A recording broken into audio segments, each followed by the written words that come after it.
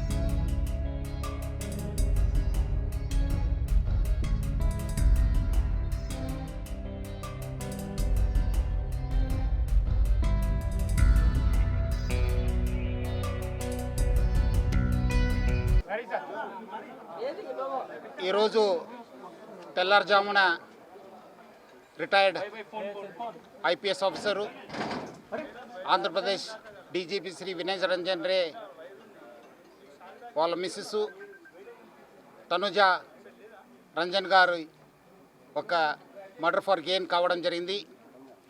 ఈ ఆఫెన్సు తెల్లారుజామున 2 గంటల ఆయిందని చెప్పి మనం అందాజు చేయడం జరుగుతుంది దొరికిన ఆధారాలపైన. ఇది ఒక నేపాలీ గ్యాంగ్ పనిచేసిందని చెప్పి మనము ప్రాథమిక అంచనా తెలియడం జరిగింది. కొన్ని క్లూస్ దొరకడం జరిగింది. ఆ క్లూస్ ఆధారపైన పోలీస్ టీమ్స్ కూడా వర్కౌట్ కావడం జరుగుతుంది. సో ముఖ్యంగా ప్రజలందరూ కూడా కోరుతున్నాను, మీరందరూ కూడా మీ ఇంట్లో మనం చాలా గత ఒక 2 నెలల నుంచి ప్రజలందరూ కూడా అప్రమత్తం చేస్తున్నాం.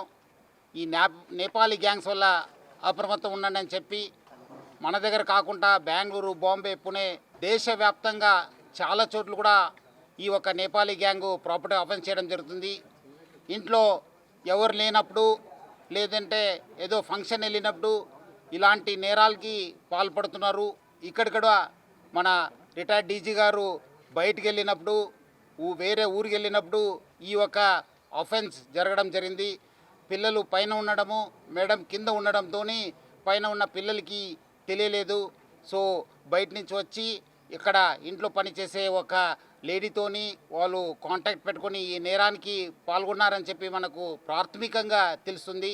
మన సీనియర్ ఆఫీసర్స్ అందరు కూడా దీనిపైన ప్రత్యేక శ్రద్ధ పెట్టేసి డెఫినెట్లీ ఈ గ్యాంగ్ని పట్టుకోవడానికి కృషి చేయడం జరుగుతుంది.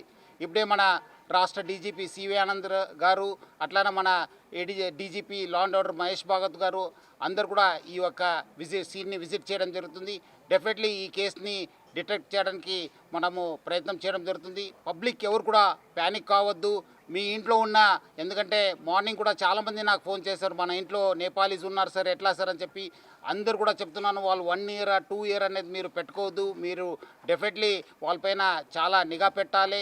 అట్లానే మీరు బయటకు వెళ్ళినప్పుడు మీరందరూ కూడా సేఫ్టీ మెజర్స్ తీసుకుని బయట వెళ్ళాలని చెప్పి కోరుతున్నాను.